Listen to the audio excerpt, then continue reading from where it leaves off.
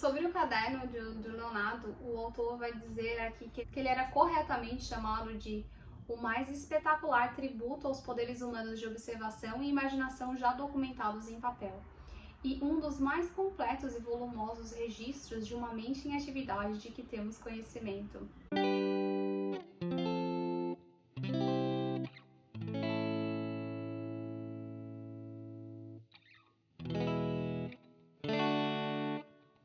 Olá, vamos dar continuidade então à biografia de Leonardo da Vinci, de Walter Isaacson.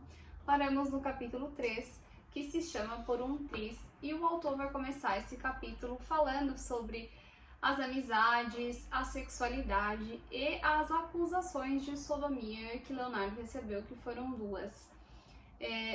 Sodomia, na época, era um crime que poderia inclusive levar à morte, e ele foi acusado 2 vezes. Essas acusações, elas eram anônimas, e não foi só ele que se envolveu nessa acusação de sodomia.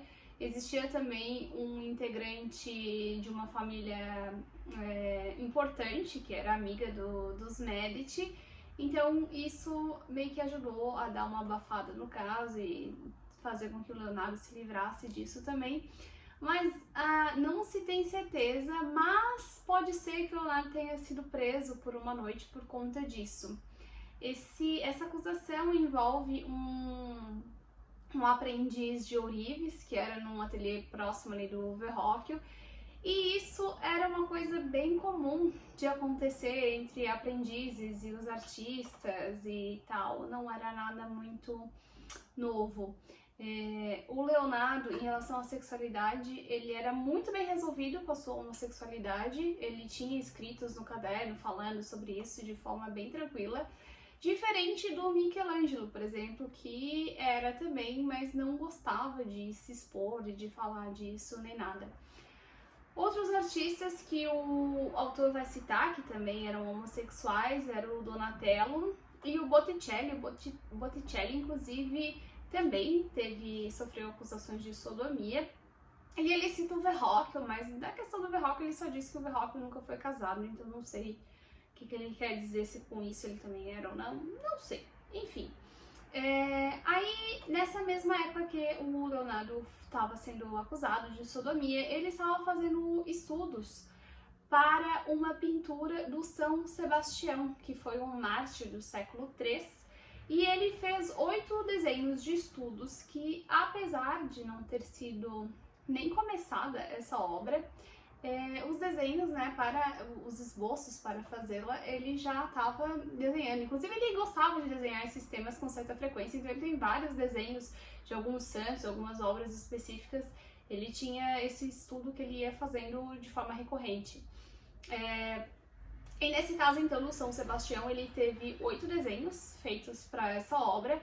E em 2016, um médico francês, ele tinha uma coleção de desenhos deixado pelo pai dele, ele levou numa casa de leilão para ser avaliado e foi descoberto um desses desenhos de São Sebastião, que era um original do Leonardo da Vinci. E, bom, depois o autor vai mencionar que o Leonardo, quando estava com 25 anos, já tinha passado bastante o prazo ali de aprendiz, né, ele ainda estava no Verrocchio, no ateliê do Verrocchio. Mas aí em 1477 ele decide então sair do ateliê do Verrocchio e abrir o seu próprio. Durou 5 anos, porque depois ele se mudou para Milão. E durante esses 5 anos foi um fracasso. Ele teve apenas 3 obras que ele recebeu comissão e não finalizou nenhuma. Mas apesar de ele não ter finalizado nenhuma, elas acabaram dando fama para ele de qualquer forma. A maioria dessas obras foi o pai dele também que conseguiu para ele, porque o pai dele realmente era muito influente em toda a Firenze, não só em Firenze, mas os arredores também ali, como tabelião de sucesso. Ele era próximo, inclusive, da família Medici. Então, em 1478, ele conseguiu um retábulo para a capela do Palazzo della Signoria, que Leonardo não fez. E aí, em 1481, o pai dele de novo conseguiu uma outra obra para ele, para os monges do mosteiro de São Donato, e que essa obra, ela não foi terminada. E essa obra tem várias questões questões ali envolvendo ela. Primeiro que o Leonardo ele já tinha bastante fama de abandonar obras, então o contrato para essa obra foi bem detalhado, bem específico, que o Leonardo deveria entregar em até 30 meses, e se ele não entregasse nesse prazo, eles iam recolher a obra e não iam dar nenhuma comissão, e o Leonardo teria que pagar por todo o material que ele fosse utilizar para fazer essa obra, além de que ele teria que, para receber, o mosteiro tinha ganhado uma porção de terras por ali na cidade, que ele iria ganhar as terras, revender para o mosteiro e dar uma parte para uma outra mulher que também tinha direito à herança. Achei meio confuso, mas é isso aí. Mas a Adoração dos Magos, que é a obra que ele iria pintar então para o mosteiro, é a obra inacabada mais famosa da história da arte e é belíssima.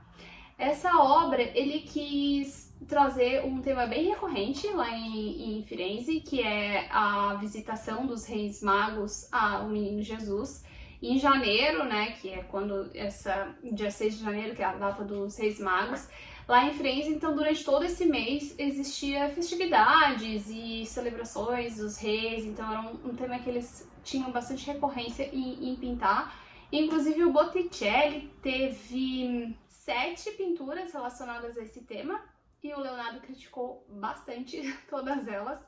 Leonardo disse que recentemente viu uma anunciação em que um anjo parecia querer expulsar Nossa Senhora do recinto, movimentando-se com tamanha violência que mais se assemelhava a um inimigo, e Nossa Senhora parecia sentir tamanha aflição que poderia se atirar pela janela a qualquer momento. Ele está falando em relação a uma das obras do Botticelli, mas apesar disso ele também as estudou para fazer a sua.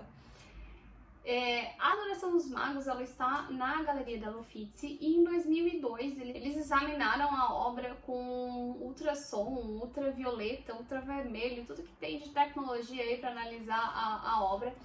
E, bom, primeiro que ele também foi, para essa obra, ele foi super influenciado pelo Tratado da Pintura do Alberti e principalmente também pela perspectiva do Brunelleschi, porque ele desenvolveu elas com o ponto de fuga do Brunelleschi, que para quem não sabe o que é o ponto de fuga, é o seguinte: a gente faz um ponto em algum lugar que é o que vai puxar todas. Por exemplo, aqui eu fiz um ponto no papel e a partir delas eu vou puxar todas as linhas horizontais. Então, sempre tenho que recorrer a esse ponto de fuga. Ele vai ser o ponto de partida para qualquer linha horizontal que eu vou fazer.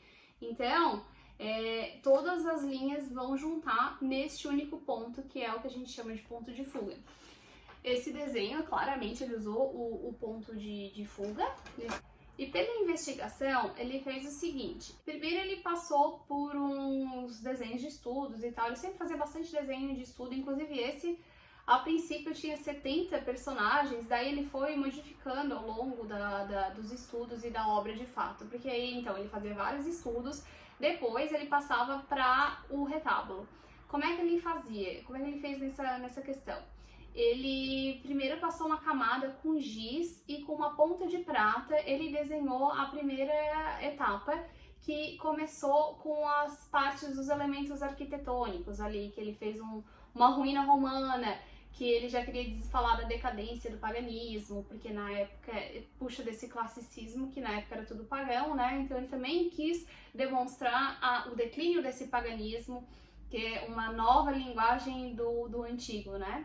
E aí ele põe a parte das escadarias e tudo mais. Depois, em uma segunda etapa, ele faz o desenho dos humanos com giz preto, mas ele é bem específico, dizendo que tem que fazer os traços leves, porque ao longo do desenho ele ainda consegue modificar ele para ele não ficar uma coisa tão uma estátua. Ele falava que o desenho devia permitir ainda esse movimento ao longo do processo. Na terceira etapa, quando ele já estava bem satisfeito com o esboço, ele então pegava um pincel bem fino e pintava as sombras de azul, que era uma coisa diferente do que a maioria fazia na época. A maioria pintava de marrom, mas ele observou que essas sombras elas geralmente são mais azuladas.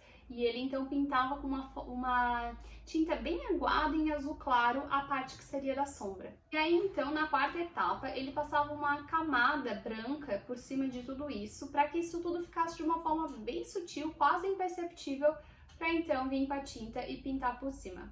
Outra coisa interessante desse quadro é que ele tá tudo nele está em movimento. O menino Jesus está em movimento também, os reis magos estão em movimento, mas Maria não, é a que está mais tranquila, ela está ali plena, na calma, na tranquilidade, enquanto acontece todo esse movimento em volta dela. Aí ele vai falar sobre abandonar as obras. Bom, sobre isso, o autor vai falar aqui do Lomatsu, que era um dos primeiros biógrafos do Leonardo. Ele falava que Leonardo jamais terminava nenhuma das obras que começava, porque sua ideia de arte era tão sublime que ele via defeitos até mesmo naquilo que para os outros pareciam milagres. Ou seja, nós, meros mortais, achamos tudo muito lindo, maravilhoso, mas para Leonardo não. Por quê? Ele sabia que dava para melhorar, só que isso era um problema, porque daí Leonardo nunca chegava no ponto final das obras, ele sempre achava que dava para melhorar, porque ele sabia que ele sempre ia aprender novas técnicas, que ele ia aprender, iam surgir novas tecnologias, de alguma forma ele ia poder melhorar aquela obra, e por conta disso, ele tinha muita dificuldade de finalizar as obras, só que uma hora a obra precisa ser finalizada, né? E isso foi um problema. Aí vem uma parte que eu gosto bastante também, que é a obra São Jerônimo no Deserto. Essa obra eu achei magnífica, ela expressa muita emoção e o Leonardo começa nessa obra aí a mostrar os seus estudos de anatomia. E uma coisa interessante que, como eu disse agora há pouco, que o Leonardo achava que sempre dava para melhorar, essa obra foi feita também uma análise que percebe-se que o pescoço do São Jerônimo foi modificado mais para frente, porque Leonardo ainda não sabia fazer esse desenho, essa anatomia toda do pescoço nessa época.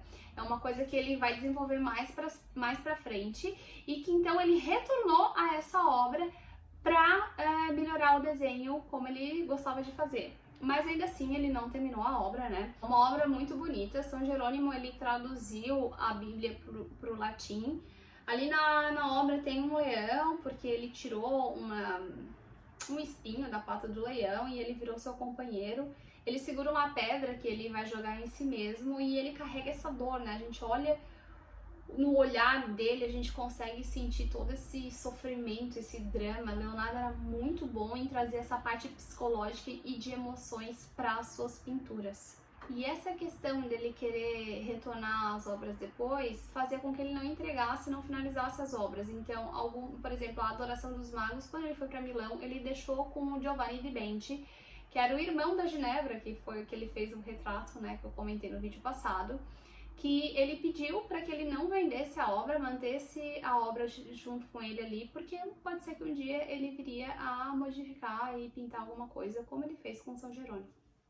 Bom, sobre a questão de Leonardo trazer muito essa questão da emoção e da psicologia para suas obras, tem uma parte aqui que eu achei bem interessante em citar, porque primeiro que o Alberti, ele já dizia que quando ele vai pintar um ser humano, tem que pintar do esqueleto para a pele, para as emoções.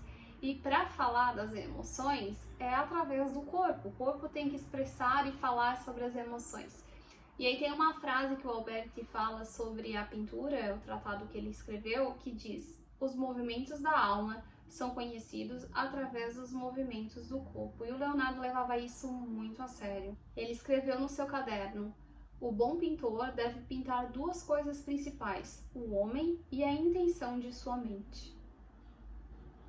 A primeira é fácil e a segunda é difícil, porque precisa ser representada por meio de gestos e movimentos dos membros do corpo. Quanto melhor suas ações expressam as paixões que as impulsionam, mais uma figura é admirável. Bom, aí então em 1482, Leonardo vai para Milão, estamos no capítulo 4, E ele vai amando do Lorenzo de Medici, porque ele tocava a lira de uma forma muito bonita, muito bem.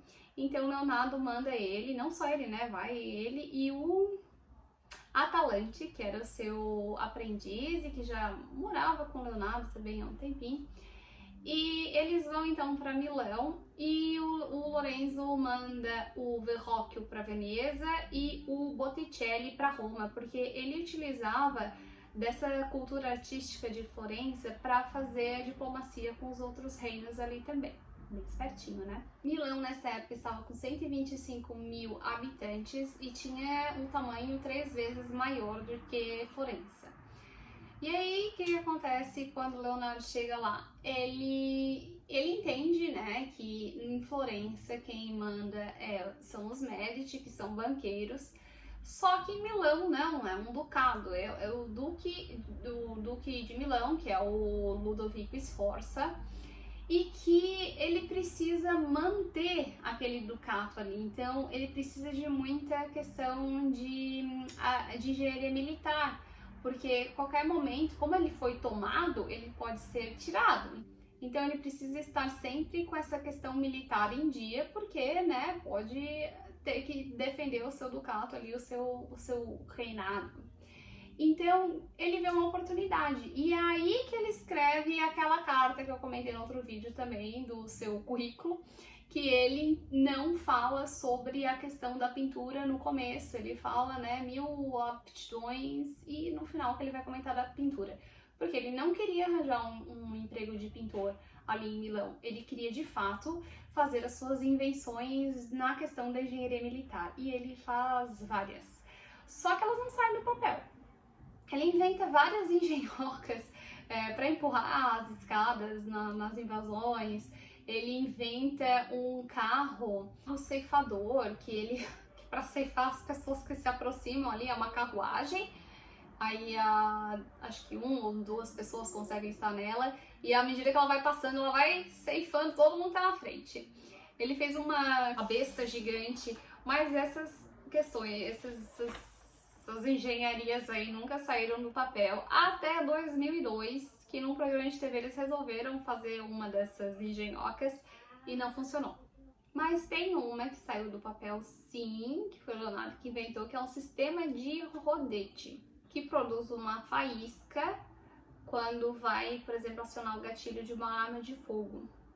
Invenção do Leonardo. E daí depois então ele vai parar com essa questão da engenharia militar até mais pra frente, que daí quando ele vai trabalhar pro César Borgia, parece que ele volta, mas ainda não cheguei nessa parte do livro, vamos ver mais pra frente então como é que será. Bom, e aí o Leonardo vai fazer o projeto da cidade ideal. Essa cidade ideal existem 2 níveis. No nível superior é onde vive a harmonia, o belo, a parte mais para pedestres, e o segundo nível, que seria o subterrâneo, onde ficaria a parte de escoamentos, de comércio e de transportes, assim, em geral, né? Bom, não sei quanto daria certo para o comércio ser nesse segundo nível, mas era o planejamento de cidade ideal do Leonardo, separar as duas coisas, o que é funcional e não é belo fica embaixo, a parte de pedestres, de beleza, fica em cima. Parece tudo muito ótimo, né? Mas na prática eu não sei se funcionaria não. E aí chegamos ao capítulo 5, que ele fala dos cadernos de Leonardo. Essa parte é muito legal, porque ele explica que o caderno de Leonardo, na verdade, não era um caderno, né? Eram várias folhas soltas e ele de fato tinha um caderno também, mas não era um só. Então, um compilado de coisas que o Leonardo começou a fazer, porque também essa questão da família dele ter essa tradição de tabelião fez com que ele relatasse as coisas de forma detalhada também. Mas isso vai acontecer lá pela década de 1480, um pouquinho depois da chegada dele de Milão, que ele começa de fato a anotar tudo. E um dos propósitos desse caderno era relatar as pessoas e as emoções que ele encontrava também. Ele estava sempre com um caderninho e tudo que ele observava, que ele achava interessante, ele desenhava ou anotava. E então, esse caderninho que ele andava pra cima e pra baixo tinha um nome, que era o Zibaldi. Sobre o caderno do Leonardo, o autor vai dizer aqui que ele era corretamente chamado de o mais espetacular tributo aos poderes humanos de observação e imaginação já documentados em papel, e um dos mais completos e volumosos registros de uma mente em atividade de que temos conhecimento. As mais de 7.200 páginas que sobreviveram até hoje provavelmente representam um quarto do que Leonardo de fato produziu, mas isso é uma porcentagem maior após 500 anos do que a de e-mails e documentos digitais de Steve Jobs dos anos 1990 que ele e eu conseguimos recuperar. Os cadernos de Leonardo são nada menos que uma valiosa e inesperada herança que fornece registros documentais de sua criatividade aplicada. É uma pena que só o Leonardo, né, tem esses registros todos hoje preservados que a gente pode acessar e ver toda essa forma que ele pensava, essa genialidade toda. Imagina se todos os artistas tivessem, que maravilha que não ia ser, hein? Ter esses cadernos todos, esses pensamentos, tudo que ele via, que ele conseguia captar, ele anotava. Imagina se a gente tivesse isso do Michelangelo também e de tantos outros, né? E aí o autor também vai comentar da dificuldade de colocar isso em ordem, porque o Leonardo não colocava datas. E não dá assim para saber de fato a ordem com que isso foi feito e como organizar esse caderno, porque ele também tinha muitas páginas soltas, então é bem confuso e não é uma tarefa fácil. E aí ele vai citar algumas coleções de organizações, que é a Codex Atlanticus, que está na Biblioteca Ambrosiana de Milão, que são 2.238 páginas selecionadas por Leone e que envolvem na época de 1480 até 1518. Uma segunda organização se chama Codex Arundel, que está na British Library, tem 570 páginas de escritos dessa mesma época e foi organizado por uma pessoa desconhecida no século XVII. A terceira coleção é o Código Leicester, que hoje pertence ao Bill Gates. Tem 72 páginas, foi feito em 1508 e 1510 e desde então, desde que foi criado, é já uma coletânea de páginas que estão sempre juntas desde a criação do Leonardo, que fala mais sobre geologia e estudos sobre água. Atualmente existem 25 códices ou coleções dessas páginas dos cadernos de Leonardo, que estão na Itália, França, Inglaterra, Estados Unidos e Espanha. Depois o autor vai citar uma única folha, que é a maior que tem, de 30 por 45 centímetros, que foi feita em 1490, que mostra diversos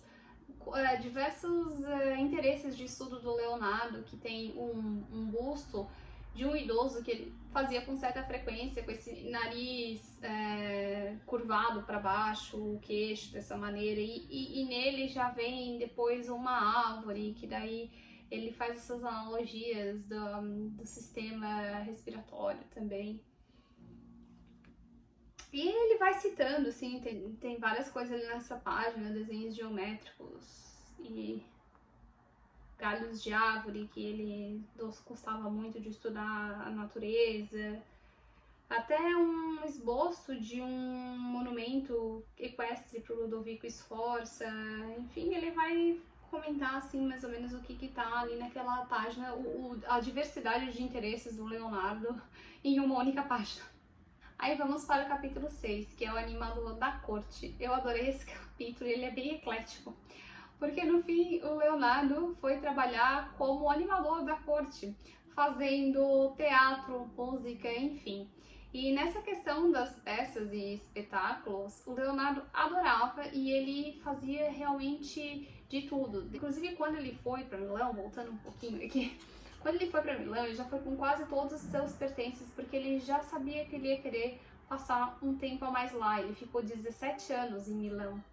Então, ele já foi determinado a ficar, e ele sabia que a Milão, apesar de ser maior e tudo mais, ainda não tinha tantos artistas. Então ele sabia que ali ele tinha uma oportunidade e ali ele quis ficar, porque também com a universidade próxima em Pávia existiam várias pessoas, vários intelectuais por ali, e ele queria aproveitar para também aprender com essas pessoas. E essa questão do teatro ali pros Sforza era um exercício bem importante, e eles eram, quem fazia parte disso tudo eram pessoas bem valorizadas. Então o Leonardo quis entrar por esse lado, pra de fato ir fazendo o seu ali dentro, né, e mostrando os seus dotes pra chegar onde ele queria mais pra frente, pra de fato conseguir entrar ali na corte. E esses eventos eram feitos com bastante frequência, inclusive para cunho educativo e festivais, e eram coisas recorrentes. Uma das peças bem importantes que o Leonardo participou foi a Festa do Paraíso, feita em homenagem a Isabel de Aragão, mas essa é a Duquesa de Milão, não é a de Castela, que ia se casar com o sobrinho do Ludovico Sforza. E essa peça de teatro teve bastante espetáculo alegórico e foi bem reconhecida na época, ficou bem famosa e bem comentada, digamos assim. E aí o autor vai citar, ele vai dar mais detalhes sobre as peças, sobre o que o Leonardo fazia, sobre outras peças que ele também fez. E essas peças eram bem interessantes para o Leonardo, porque diferente das obras que não tinham prazo para entregar, né, não tinha pressa, assim, no caso não ia ser apresentada nem nada, as peças iam. Então era muito bom porque ele precisava finalizar. No dia X ele tinha que apresentar a peça. E ele se dedicou bastante a isso, ele foi muito bem sucedido nessas peças, foram muito importantes para toda a sua fantasia também, porque ele podia criar as alegorias, os roteiros e tudo mais. Então eu achei bem divertido, assim, saber dessa parte do Leonardo. E em seguida vem a parte da música, que eu também achei bem interessante. O Leonardo criou vários instrumentos, alguns meio estranhos, porque ele usava crânios de cabra com não sei o que, uns formatos assim meio fantasiosos, porque o Leonardo gostava muito de dragões e essas coisas assim mais nesse estilo. E então ele criou alguns instrumentos com água, com um tambor que tinha espessuras diferentes ali da pele que eles usavam, né? Um sino que tocava com um martelo de cada lado, era tudo assim, coisas mais mecânicas e automáticas. Ele criou um piano que foi feito recentemente por um polonês. Eu vou até deixar o link embaixo aqui do vídeo para quem tiver interesse de ver o som, porque é um piano que tem som de instrumentos de corda. É bem interessante. E o Leonardo, ele não escrevia a partitura das músicas e nem nada, ele simplesmente inventava ali na hora. Ele era um excelente cantor, um excelente instrumentista também. Para não variar, né, Leonardo era excelente também na questão da música. Vou deixar aqui algumas imagens dos instrumentos que o Leonardo inventou e vou deixar uns links que eu pesquisei ali embaixo também sobre esses instrumentos que eu achei bem interessante e eu desconhecia esse lado do Leonardo. Inclusive achei também nessas pesquisas um teatro que foi feito baseado nos cadernos do Leonardo, que é recente e que todas as falas do teatro são retiradas do caderno do Leonardo. Eu achei espetacular, me deu muita vontade de ver, mas infelizmente só tem lá nos Estados Unidos. Mas sobre os desenhos, né, ele gostava muito de desenhar as pessoas na rua. E tem uma parte aqui que ele vai falar sobre o grotesco, que o Leonardo, ele fazia umas cartinhas, não tamanho de um cartão de crédito, assim, mais ou menos, de pessoas que ele achava estranhas, assim, que tinham um lado diferente, esquisito. E ele convidava essas pessoas para jantar na casa dele, para ele conhecer, entender um pouquinho mais as pessoas e depois desenhar elas para fazer piadas e, enfim, para entreter a corte. Inclusive, os desenhos dos grotescos inspiraram outros artistas mais para frente também a fazer, e o ilustrador britânico do século XIX, John Tenniel, usou também dessas imagens grotescas para se inspirar na Duquesa Feia do filme de Alice no País das Maravilhas. Achei sensacional. E aí, às vezes, quando ele tava andando na rua e ele não conseguia desenhar uma pessoa que passava por ele, que ele achava meio diferente, ele criou então vários aspectos. Por exemplo, ele criou 10 tipos de nariz, 11 tipos de rosto, que daí ele só anotava qual era o tipo para ele lembrar e depois desenhar quando chegasse em casa ou qualquer outro lugar que seja. E ele fala aqui sobre os rostos grotescos, não preciso dizer nada, posto que ficam gravados na mente sem nenhuma dificuldade. Eu achei o Leonardo super espirituoso. Tanto que um dos entretenimentos literários do Leonardo eram as profecias, que eram anedotas, eram piadinhas que ele contava, e uma delas foi a seguinte: ele gostava de usar assim umas coisas que pareciam meio apocalípticas e tal, mas no fim era só uma piada. E teve uma que era o seguinte: muita gente que solta o ar com pressa perde por consequência a visão e em seguida a consciência. Daí depois ele revela que essa era uma descrição de pessoas apagando uma vela antes de dormir. Ai, gente, eu não conhecia esse lado do Leonardo. Eu achei bem divertido esse capítulo, porque fala das coisas que não são usuais comentar sobre o Leonardo, né? Essa questão do teatro, da música, a gente sabe bem por cima. Claro, um capítulo só também não se aprofunda muito, mas eu não conhecia de fato esse lado do Leonardo e eu achei bem divertido. No capítulo 7, o autor vai falar sobre a vida pessoal do Leonardo.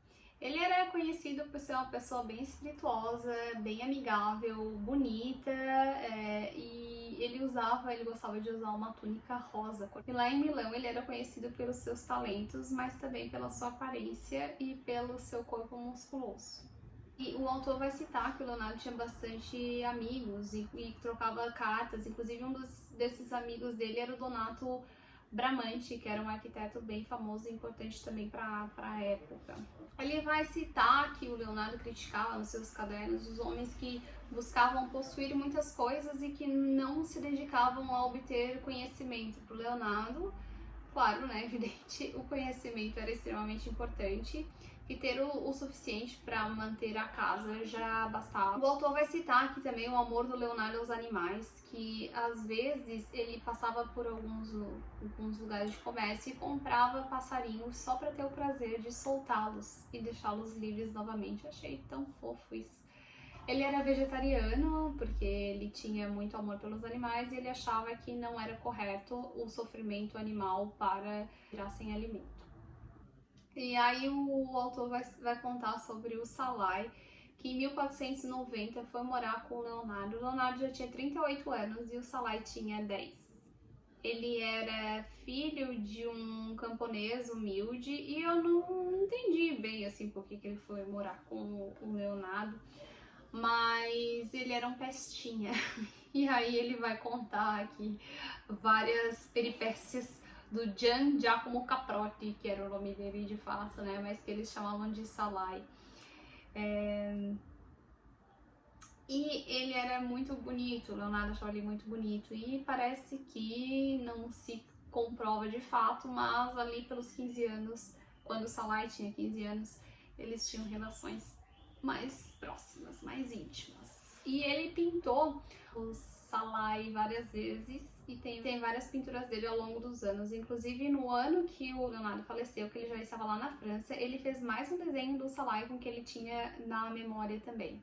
Nessa época também ele fazia desenhos duplos, sempre assim, um retrato de um idoso e um retrato de um jovem, e o mais velho era a dor e o mais novo era o prazer, e que por mais que se escolhesse um ou outro, eles eram indissolúveis, um não vive sem o outro. E ele dizia que se você escolher o prazer, saiba que ele vem acompanhado daquele que vai lhe trazer sofrimento e arrependimento. Bom, eu vou parando por aqui, então vamos até o capítulo 7 e espero que vocês tenham gostado. Se gostou, curta esse vídeo, se inscreve no canal para acompanhar os próximos vídeos.